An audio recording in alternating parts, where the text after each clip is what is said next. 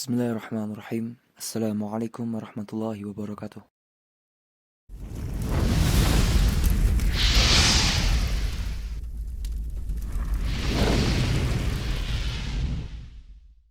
Pada suatu hari, Qabil membunuh saudaranya Habil dikarenakan adanya perselisihan tentang pernikahan dengan saudari Habil yang kurang cantik. Sementara dia ingin menikah dengan saudari perempuan kandungnya, namun hal tersebut menyelisihi perintah dari Allah Subhanahu wa taala. Maka kemudian nafsu pun membujuk Qabil untuk membunuh saudara laki-lakinya. Sehingga dia pun menyesal, kemudian dia pun mengubur saudaranya seperti yang dilakukan oleh seekor burung gagak yang dilihatnya ketika itu. Setelah Qabil mengubur jenazah saudaranya, yaitu Habil, ia kembali ke bapaknya, yaitu Nabi Adam. Nabi Adam alaihissalam bertanya kepada Qabil mengenai Habil. Namun Qabil pun mengingkari dan menyatakan kalau dia tidak mengetahui di mana saudaranya berada. Nabi Adam alaihissalam sebenarnya mengetahui kalau Qabil telah berbohong. Beliau bahkan mengetahui bahwa Habil telah dibunuh olehnya. Maka kemudian Qabil pun diasingkan di gunung dan tinggal bersama istrinya yang bernama Suhul. Dari sinilah keturunan Nabi Adam alaihissalam tumbuh jauh dari pernikahan Qabil dengan Suhul. Setelah terbunuhnya Habil, Allah Subhanahu wa taala menggantinya dengan seorang anak bernama Syit yang berarti pemberian dari Allah. Tidak disebutkan bahwa keturunan Nabi Adam dan Hawa berasal dari Qabil dan Habil. Akan tetapi, keturunan beliau yang jumlahnya sangat banyak sampai pada kita sekarang berasal dari anak beliau yang bernama Syit. Hal ini menurut apa yang telah disebutkan oleh Ibnu Jarir At-Tabari rahimahullah ta'ala. Dikatakan bahwa anak Nabi Adam selain Syit tidak memiliki keturunan yang masih ada sampai sekarang. Banyak perkataan yang menyebutkan bahwa Syit termasuk seorang nabi setelah Nabi Adam alaihissalam. Namun hal itu tidak diketahui secara pasti sebab tidak disebutkan gambaran Syit di dalam Al-Quran. Dan hanya disebutkan di dalam hadis bahwa dia adalah anak ketiga dan merupakan anak yang berbakti kepada Nabi Adam alaihissalam dan Hawa. Adapun di dalam kitab Al-Bidayah wa Nihayah karangan Ibnu Katsir, disebutkan bahwa Syit adalah seorang nabi setelah Nabi Adam alaihissalam yang membawa risalah dakwah kepada manusia setelah wafat kedua orang tuanya. Juga disebutkan di dalam beberapa sumber bahwa Syit telah menerima beberapa suhuf yang pertama atau lembaran-lembaran yang telah disebutkan di dalam surat Al-A'la. Allah Subhanahu wa taala berfirman, "Inna hadza lafis suhufil ula, suhufi Ibrahim wa Musa." Sesungguhnya penjelasan ini terdapat dalam suhuf atau lembaran-lembaran yang terdahulu, yaitu suhuf yang diturunkan kepada Ibrahim dan Musa.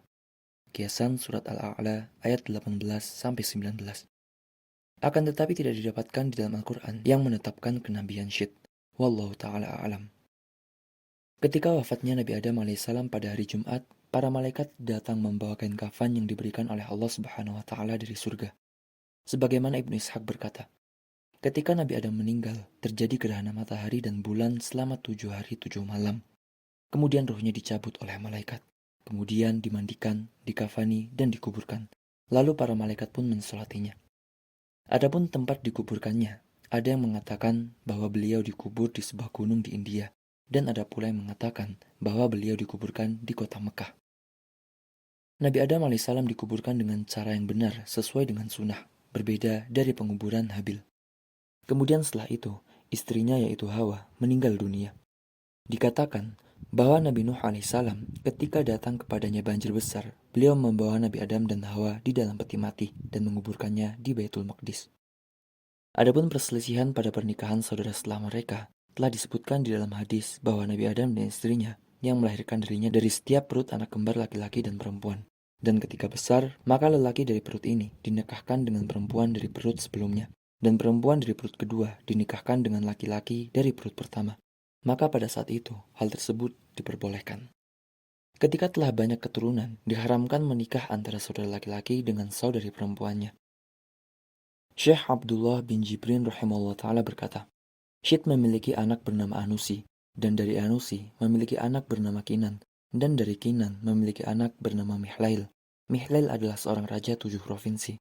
Dia terkenal di kalangan Majusi dan memiliki kedudukan yang tinggi. Dialah yang pertama menebang pohon, membangun kota dan benteng besar. Dialah yang membangun kota Babel dan kota Asus Al-Aqsa di Maghrib. Dia memaksa iblis dan tentaranya serta mengusirnya ke ujung dunia, dia memiliki mahkota yang besar dan berjalan kerajaannya selama 40 tahun. Ketika wafat, dia telah mewasiatkan kepada anaknya yang bernama Yarid. Yarid memiliki anak bernama Akhno atau Nabi Idris. Konon hingga saat ini, tidak ada percampuran antara keturunan Qabil di daratan dan keturunan Syit di gunung. Mikhlal memiliki anak bernama Yarid. Terjadi perubahan manusia pada saat itu, sehingga banyaknya kerusakan ketika semakin banyak jumlah penduduk di gunung. Dikatakan bahwa dari keturunan Qabil, terdapat setan yang menyerupai penggembala, sehingga membuat mereka disibukkan dengan bermain musik dan seruling. Para perempuan juga suka bersolek di depan laki-laki, sehingga terjadilah fitnah di kalangan mereka. Penduduk di pegunungan mulai mendengar suara gaduh dan seruling di tempat keturunan Qabil. Ketika kabar sampai kepada Yarid, yaitu seorang dari keturunan Syit, tentang penyimpangan yang terjadi di penduduk daratan, maka dia melarang keras kepada penduduknya untuk turun dari gunung ke daratan. Adapun keturunan Syit yang berada di pegunungan, mereka berada pada lingkungan yang baik, sedangkan penduduk daratan sebaliknya. Tidak ada yang memperbaiki perilaku mereka. Segala perilaku dibiarkan tanpa ada yang mengurusnya. Namun ada beberapa penduduk dari gunung yang pergi ke daratan secara diam-diam karena ingin tahu apa yang terjadi pada keturunan Qabil. Akan tetapi mereka malah terkalahkan oleh nafsu dan takjub dengan apa yang terjadi di daratan. Dahulu penduduk keturunan Syit berada di jalan takwa dan kebaikan, namun kini mereka malah tertarik dengan godaan-godaan wanita, sehingga terjadilah peristiwa yang keji pertama di atas muka bumi. Di antara godaan setan dari keturunan Qabil, bahwasanya ia menggoda mereka untuk menyembah api. Mereka juga berkata bahwa kurban Habil diterima oleh Allah Subhanahu wa taala dengan cara dibakar oleh api dari langit. Sehingga mereka pun menyembah api dan mereka adalah golongan yang pertama menyembah api. Adapun perzinaan, bersoleknya wanita, seruling dan penyembahan terhadap api disebutkan oleh Allah Subhanahu wa taala sebagai jahiliyah yang pertama. Allah taala berfirman, وَقَرْنَ فِي بُيُوتِكُنَّ وَلَا تَبَرَّجْنَ تَبَرُّجَ الْجَاهِلِيَّةِ الْأُولَى. Tetaplah tinggal di rumah-rumahmu dan janganlah berhias dan bertingkah laku seperti orang-orang jahiliyah dahulu. Kiasan Surah Al-Ahzab ayat 33. Waktu terus berjalan sampai kerusakan-kerusakan terjadi di muka bumi setelah banyaknya kemaksiatan kepada Allah. Kemudian, Yarid pun melahirkan seorang anak laki-laki yang bernama Qanuh dan dikatakan bahwa dia adalah Nabi Idris alaihissalam. Nabi Idris alaihissalam diutus sebagai anugerah dari Allah Subhanahu wa taala untuk mengatur muka bumi setelah merajalelanya kerusakan di bumi, khususnya ketika telah bercampurnya orang solih dengan orang fasik, sehingga kerusakan menjadi lebih banyak dibandingkan dengan kebaikan. Bumi telah menjadi rusak, sehingga butuh perbaikan yang harus dilakukan oleh Nabi Idris alaihissalam agar penduduk bumi kembali ke jalan yang benar. Nabi Idris alaihissalam adalah kakeknya Nabi Nuh alaihissalam. Nasabnya adalah Idris bin Yarid bin Mihlail bin Kinan bin Anusi bin Syit bin Adam alaihissalam. Terjadi perbedaan pendapat pada Nabi Ilyasa, apakah dia adalah Nabi Idris atau bukan.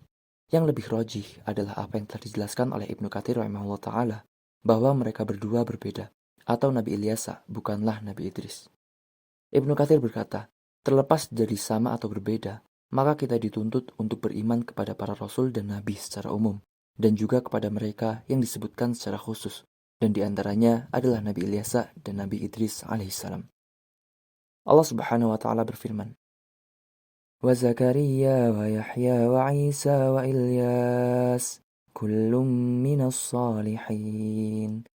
Demikian juga kepada Zakaria, Yahya, Isa dan Ilyas. Semuanya termasuk orang-orang yang salih. Kiasan Surah Al-An'am ayat 85. Allah Subhanahu wa taala juga berfirman, wa inna Ilyas laminal mursalin. Sesungguhnya Ilyas benar-benar termasuk para rasul. Kiasan Surah As-Saffat ayat 123. Adapun ayat yang menyebutkan Nabi Idris alaihissalam, Allah Subhanahu wa taala berfirman, "Wadhkur fil kitab Idris, innahu kana siddiqan nabiyya, wa rafa'nahu makanan 'aliyya." Ceritakanlah Nabi Muhammad kisah Idris di dalam Al-Quran. Sesungguhnya dia adalah orang yang sangat benar dan membenarkan lagi seorang nabi. Kami telah mengangkatnya ke martabat yang tinggi. Kiasan Surah Maryam ayat 54. Ibnu Ishaq berkata bahwa Nabi Idris alaihissalam adalah orang yang pertama kali menulis dengan pena dan mendapati hidupnya Nabi Adam alaihissalam selama 308 tahun. Diriwayatkan Ada pertanyaan Ibnu Abbas radhiyallahu anhu kepada Ka'ab tentang firman Allah Ta'ala yang berbunyi, "Wa rafa'nahu makanan 'aliyya."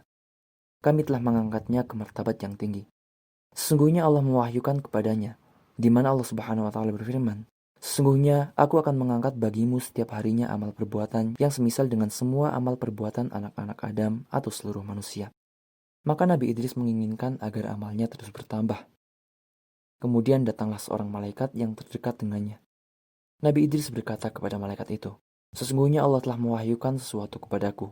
Maka bicaralah kamu kepada malaikat maut agar ia sudi menangguhkan ajalku supaya amalku semakin bertambah." Maka kemudian malaikat itu akhirnya membawa Idris di antara kedua sayapnya lalu naik ke langit. Ketika sampai di langit keempat, malaikat maut yang sedang turun bersua dengannya. Maka malaikat yang membawanya mengemukakan apa yang dimaksudkan oleh Nabi Idris. Malaikat maut berkata, "Aku heran mengapa aku diperintahkan untuk mencabut roh Idris di langit keempat. Pada mulanya aku bertanya, mengapa aku mencabut roh Idris di langit keempat sedangkan ia berada di bumi?" Kemudian malaikat yang terdekat itu dengan Nabi Idris menanyakan kepada malaikat maut tentang ajal yang masih tersisa bagi Nabi Idris.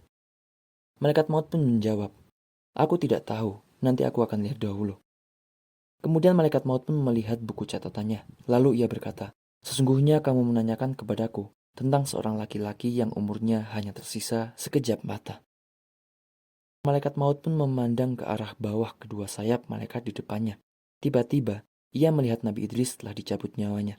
Sedangkan malaikat maut itu tidak menyadari bahwa dirinya telah mencabutnya. Sehingga roh Nabi Idris alaihissalam dicabut di langit yang keempat. Begitu juga apa yang terjadi pada Nabi SAW ketika beliau mengucapkan salam kepada para nabi pada saat Isra dan Mi'raj dan bertemu dengan Nabi Idris alaihissalam di langit keempat. Sebagaimana yang terdapat di dalam hadis tentang Isra dan Mi'raj. Rasul SAW bersabda, "Kemudian Jibril naik bersamaku ke langit keempat, dan Jibril meminta dibukakan pintu. Maka dikatakan kepadanya, 'Siapakah engkau?' Dia pun menjawab, 'Jibril.' Dikatakan lagi, 'Siapa yang bersamamu?' Dia menjawab, 'Muhammad.' Dikatakan, 'Apakah dia telah diutus?' Dia pun menjawab, 'Dia telah diutus.' Maka dibukakan bagi kami pintu langit keempat, dan aku bertemu dengan Idris alaihissalam. Beliau menyambutku dan mendoakan kebaikan untukku. Allah berfirman yang artinya, dan kami telah mengangkatnya ke martabat yang tinggi." Bumi telah menjadi rusak, sehingga butuh diatur ulang dan diperbaiki oleh Nabi Idris alaihissalam untuk membuat masyarakat kembali ke jalan yang lurus bagi yang mengikutinya dan membenarkan pemahaman yang salah. Demikian video ini, semoga bermanfaat. Wallahu ta'ala a'lam wa sallallahu wasallam wa baraka ala sayyidina Muhammad wa ala alihi wa sahbihi ajma'in. Wassalamualaikum warahmatullahi wabarakatuh.